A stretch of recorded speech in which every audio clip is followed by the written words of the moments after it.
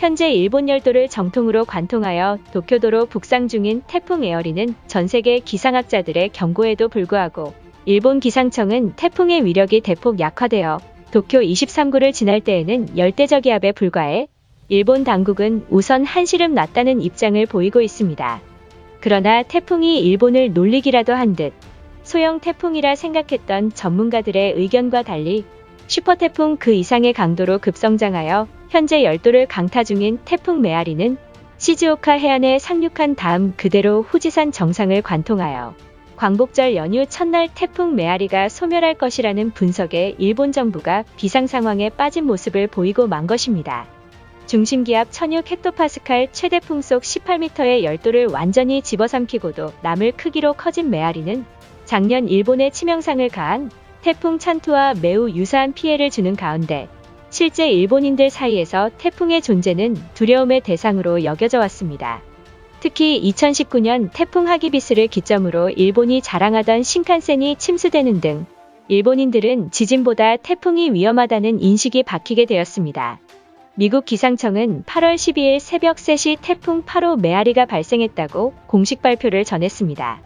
기존의 태풍들과는 비교조차 안 될 위력이라는 전문가들의 우려에 오사카와 도쿄도에서는 바람에 날아갈 위험이 있는 지붕과 간판 등을 결박하고 창문은 창틀에 단단하게 테이프로 고정하는 등 태풍에 대비해 만발의 준비를 가하는 일본인들입니다. 8월 13일 결국 메아리가 일본의 심장부인 도쿄도에 도달했습니다. 현재 일본 도쿄 23구에서는 시간당 200mm의 폭우가 쏟아지고 있고 각종 피해가 속출하고 있습니다. 한국에서도 기록적인 폭우로 막대한 피해가 발생했지만 일본에서 벌어지고 있는 피해들을 보고 있으면 굉장히 심각한 상황이 펼쳐졌습니다. 그런데 일본의 기상청은 정말 어처구니 없는 모습을 보여주고 있습니다. 8월 12일 도쿄 남서쪽 해상에서 처음 관측했을 당시 그저 작은 열대 저기압에 불과했던 태풍 메아리는 당시만 해도 일본 기상 전문가들 중 누구도 이번 태풍이 막대한 피해를 줄 것이라고 예상조차 못했습니다. 그도 그럴 것이 열대저압부에 불과했던 메아리가 거리상 열도를 강타하기란 쉽지 않은 지역이었고 더군다나 크기 자체도 너무 작아 흔한 태풍의 눈도 좀처럼 파악하기 힘들었으며 오히려 일본이 아닌 중국과 한반도에 영향을 줄 것이라 예측했던 것입니다. 그로부터 이틀이 지난 8월 13일 오사카를 시작으로 도쿄도까지 초속 25m의 빠른 속도로 북상한 태풍 메아리는 도쿄도 오메시에 시간당 250mm의 폭우가 쏟아지자 지금껏 경험하지 못한 재해사고가 들이닥쳤다며 도쿄 기상청은 태풍 특별 경보를 선포했습니다.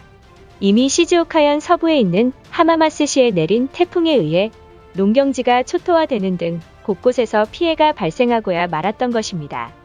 마을 주민은 이렇게 강물이 넘친 것은 10년 만에 처음 본다며 당혹감을 감추지 못하고 있습니다.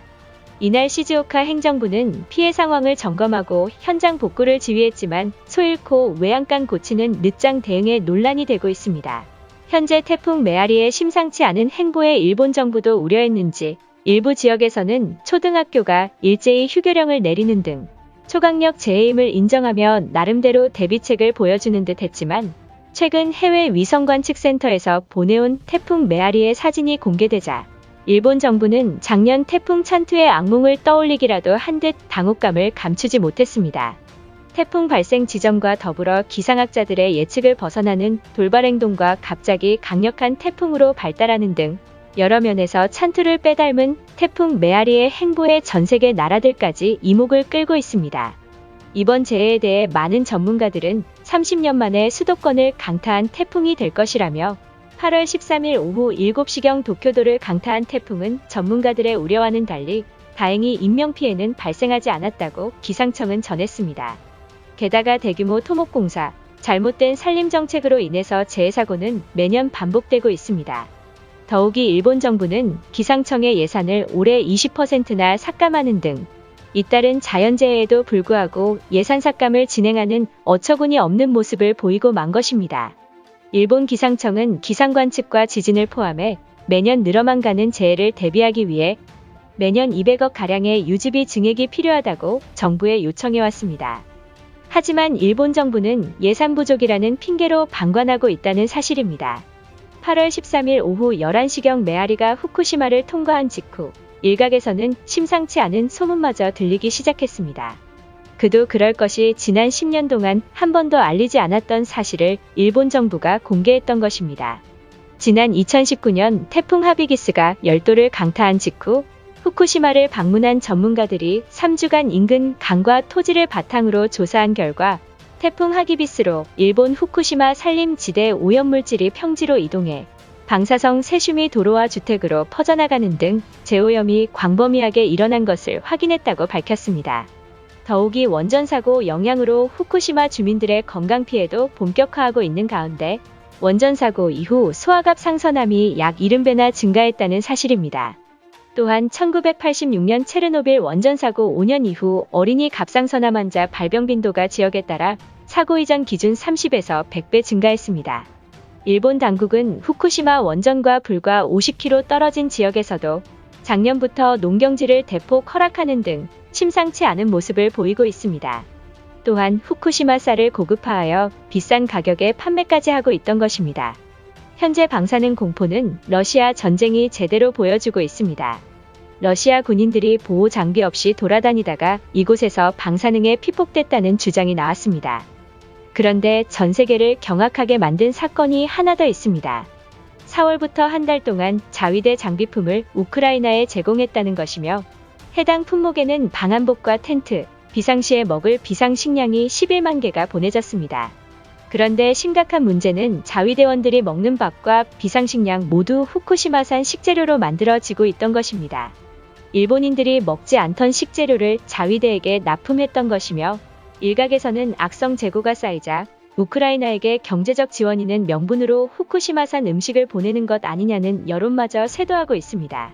그런데 다른 나라와 달리 우크라이나를 놀리는 듯한 모습도 있습니다. 일본에서는 우크라이나에 종이약 보내기 운동 열풍이 일어나고 있던 것입니다. 어린이부터 노인 할 거 없이 우크라이나에 희망을 전한다는 명분으로 종이약을 적고 있습니다. 일각에서는 아시아 강대국인 일본이 이러한 행동에 이해가 안 된다는 반응과 또한 무리한 도쿄올림픽 강행으로 예산이 바닥난 게 아닌가 하는 의혹마저 커지고 있습니다.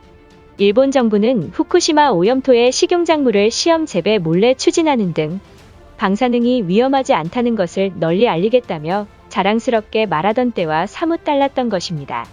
더불어 후쿠시마 원전 인근에서 보관 중인 것으로 추정되는 폐기물이 무려 40km 떨어진 마을에서 발견된 적도 있다며 사실상 일본 전 지역이 언제 터질지 모르는 폭탄과 함께 사는 것이나 다름없다는 폭탄 발표까지 나온 상황입니다.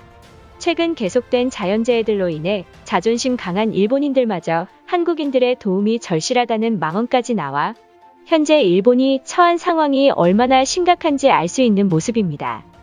이것으로 하루 해외 이슈는 끝인데요. 이제 댓글로 여러분들의 생각을 알려주세요. 여러분들의 생각을 알고 싶습니다.